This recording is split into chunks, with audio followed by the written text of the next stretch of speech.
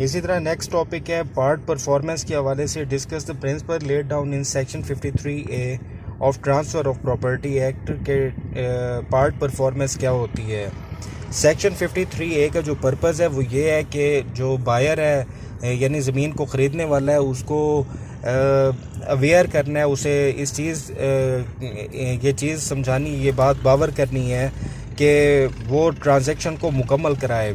हमारे यहाँ होता ये है कि हम स्टाम्प पेपर ले लेते हैं, उसे फिर लिख भी लेते हैं, फिर उसके बाद कब्ज़ा भी ले लेते हैं, यानी कंसिडरेशन भी अदा कर ली, प्रॉमिस भी कर लिया, सब कुछ मुकम्मल हो गया, वैलिड कॉन्ट्रैक्ट भी था, कंसिडरेशन भी थी, रिटन फॉर्म में भी था, दोनों के सिग्नेचर भी मौजूद थे, टर्म्स भी तय हो गई थी, पोजेशन भी ले लिया था। लेकिन अगर उसे रजिस्टर्ड नहीं करवाएंगे तो तब तक वो समझा जाएगा पार्ट परफॉर्मेंस है, यानी वो मुकम्मल नहीं है। जब तक वो गवर्नमेंट के रजिस्ट्रार सब रजिस्ट्रार के नॉलेज में नहीं आता, उसका रिकॉर्ड जो है लैंड रिकॉर्ड के दफ्तर में नहीं आता, वो एसी और तहसीलदार के रिकॉर्ड में नहीं आता, तो तब तक वो पार्ट परफॉर्मेंस कहलाएगी। ये उसे तब रियलाइज़ होगा जब वो बेचने लगेगा या मुंतकिल करने लगेगा, एक्सचेंज करने लगेगा, लीज़ करने लगेगा, तब उसे ये चीज़ रियलाइज़ होगी कि ये प्रॉपर्टी अभी तक उसके नाम ही नहीं है। इसी तरह नेक्स्ट टॉपिक है सेल के हवाले से define sale, how is it made, discuss detail giving the rights and liabilities of the vendor and the vendee. Sale की जो डेफिनेशन है वो ये है कि sale is a transfer of ownership in exchange of the price paid or promised or part paid and part promised. यानी जब एक बंदा अपनी प्रॉपर्टी को एब्सोल्युटली ट्रांसफ़र कर देता है तो इसे हम कहते हैं सेल। सेल के लिए ज़रूरी है कि अगर 100 रुपये या उससे ज़्यादा की जायदाद हो तो वो रजिस्टर्ड होना ज़रूरी है, और अगर 100 रुपये से कम की जायदाद है, इमूवेबल प्रॉपर्टी 100 रुपये से कम है, तो फिर वो सिर्फ कब्ज़ा दे दिया जाता है या डिलीवर कर दी जाती है। यानी ये हमारा जो इतना पुराना एक्ट है जिसमें 100 रुपये की प्रॉपर्टी, तो अब गांव में भी आपको 100 रुपये मरला के हिसाब से नहीं मिलेगी, फुटों के हिसाब से भी नहीं मिलेगी, तो ये हमारा एक यानी कानून की एक ख़राबी समझ लें।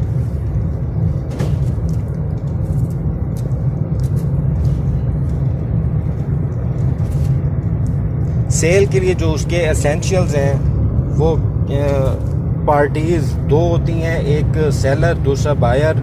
इसी तरह सब्जेक्ट मैटर जो है वो इमूवेबल प्रॉपर्टी, कंसिडरेशन जो है वो पार्टीज़ के दरमियान जो तय हो जाएगी और ज़मीन मौके पे ट्रांसफ़र कर दी जाएगी। जब तक ट्रांसफ़र नहीं होगी, पोजेशन नहीं होगी, तो ये एक मुकम्मल ट्रांजैक्शन नहीं कहलाएगी। इसी तरह कुछ राइट्स हैं जो सेलर के हैं, कुछ ड्यूटीज़ भी हैं सेलर की, बायर के राइट्स भी हैं, बायर के ड्यूटीज़ भी हैं, ये सारे इसी में हैं।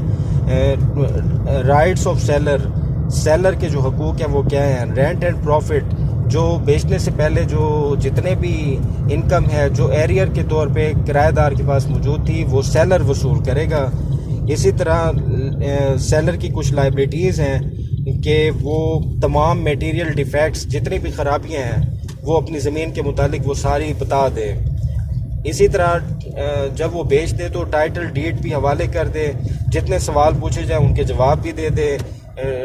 इसी तरह रजिस्ट्री जो है वो रजिस्ट्रार के सामने जाके उसकी स्टेटमेंट भी दे दे, और ADLR के सामने बयान होने वो भी दे दे, डिलीवरी ऑफ पोजेशन कब्ज़ा भी दे दे। अगर कोई और चार्जेस हैं जो उसके ज़िम्मे आते हैं जैसे FPR वगैरह के चार्जेस वो भी अदा कर दे, और जो डॉक्यूमेंट है वो भी डिलीवर कर दे। इसी तरह बायर के कुछ राइट्स हैं कि राइट ऑफ इम्प्रूवमेंट, उसका हक है कि वो इम्प्रूवमेंट करे ज़मीन के अंदर।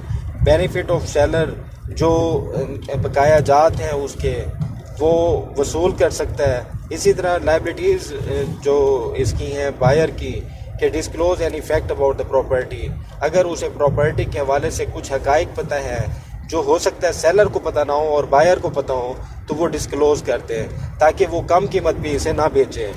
यानी कि एक अखलाकी तौर पर भी एक राइट बनता है, एक बंदे को पता हो कि इस ज़मीन के नीचे तेल का कुआं है, तो वो ख़रीदने से पहले उसे बता दे, यार मैं तो इसलिए ख़रीद रहा हूँ कि ये तेल का कुआं है नीचे और मैं आपको तेल की कुएँ की कीमत अदा करना चाहता हूँ, तब उसके लिए ये ठीक होगा। इसी तरह पेमेंट ऑफ प्राइस उसके अदा कर दे, और जो लॉस हो बाद में उसे खुशी खुशी बर्दाश्त करे। ख़रीदने के बाद तमाम लॉस इसके हो जाएंगे तो उन्हें एमिकेबल तरीके से उन्हें बर्दाश्त करें। उसके बाद लीज़ का है, लीज़ को उर्दू में कहते हैं पट्टादारी। जी सर आप कहाँ पहुँचे? नेक्स्ट टॉपिक है हमारा लीज़ का, यानी पट्टादारी। पट्टादारी ये एक लंबे अरसे से मुराद है 1 साल से ज़्यादा का मुआहदा, इसे हम पट्टा कहते हैं। ये इमूवेबल प्रॉपर्टी का होता है, यानी किसी ख़ास मकसद के लिए हम किसी को अपनी प्रॉपर्टी हैंड ओवर कर देते हैं, फिर वो हमें उसका लगान अदा करता रहता है, उसकी मुस्ताजरी की उसे कह लें, उसकी हमें रेंट कह दें, जो भी उसका वो प्रीमियम हमें अदा करता रहता है। इसमें एक ट्रांसफ़रर होता है, ट्रांसफ़रर कहलाता है लेसर, ट्रांसफरी कहलाता है लेसी, और जो प्राइस होते हैं उसमें वो प्रीमियम कहलाते हैं।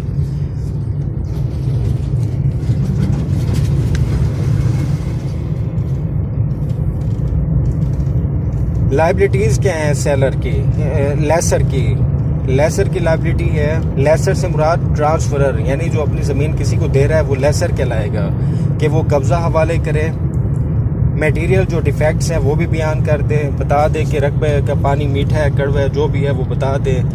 इसी तरह अगर वो फोत हो जाता है लेसी, तो लेसर की ज़िम्मेदारी है उसके लीगल हेयर्स का ख्याल करे, यानी वो भी उसके मुस्ताजिर ही बन जाएंगे, उसकी औलाद भी।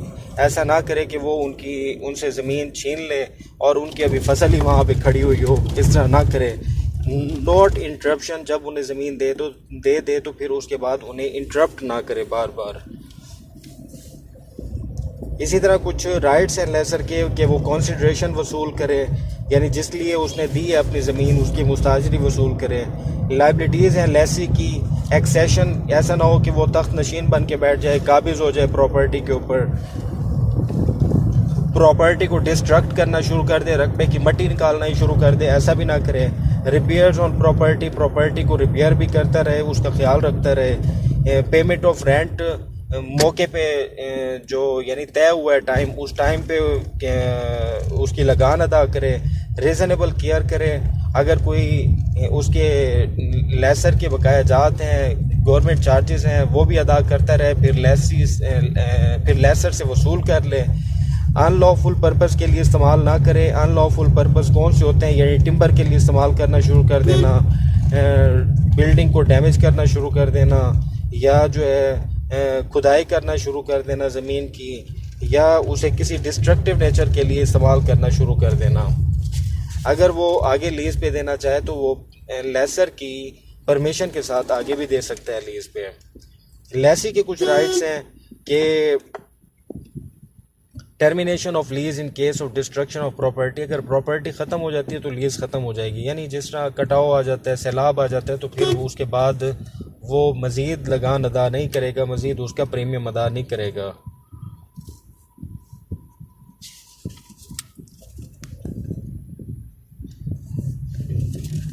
नेक्स्ट टॉपिक भी यही है, लीज़ के हवाले से ही है, आलमोस्ट यही टॉपिक है, लेकिन उसमें जहाँ पे ये चीज़ दी हुई है कि लीज़ कब ख़त्म होती है, तो ये एक ज़रा डिफरेंट चीज़ है। लैप्स ऑफ टाइम, जितने अरसे के लिए ली थी वो अरसा मुकम्मल हो गया, लीज़ ख़त्म हो जाएगी।